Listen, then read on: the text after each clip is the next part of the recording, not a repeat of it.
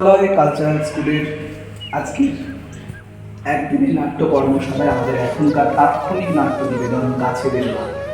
কোনো রিহার্সাল, কোনো ডায়লগ ছাড়াই এই নাটক আমরা প্রস্তুত করলাম আমাদের অভিব্যক্তি দিয়ে, আমাদের গল্প দিয়ে। কর্ণাটকের গাছেদের মাকে সম্মান জানিয়ে আমাদের এই নাট্য নিবেদন শুরু হচ্ছে।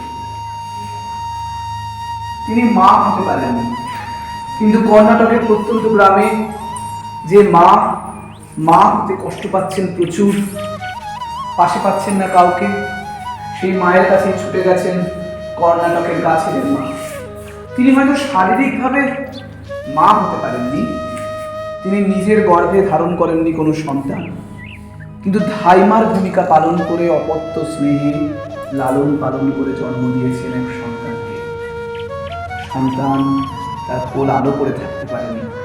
তিনি এক গ্রাম থেকে ছুটে গেছেন আর এক গ্রামে, যে গ্রামে যে মানুষের যন্ত্রণা দেখেছেন তাকে দিয়েছেন অপত্য মাতৃত্ব, অপত্য স্নেহ, লালন পালনের ভালোবাসা। এইভাবেই কর্ণাটকের মা, গাছেদের মায়ের একটি বয়স বাড়ল। তিনি জানতেন তিনি প্রতিনিয়ত মা হতে পারলেন না, কিন্তু তিনি মা হতে পারেন এই বৃহৎ পৃথিবী।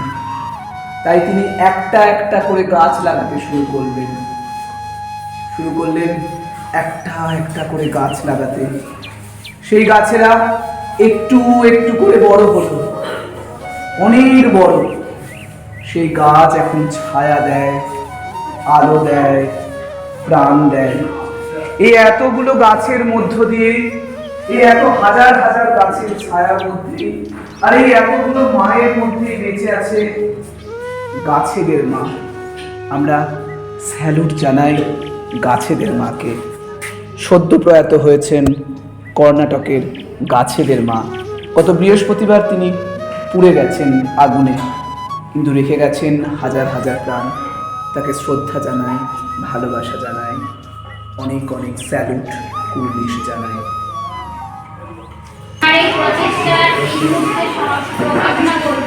তার আগে উনি যে আমাদের এতটা সময়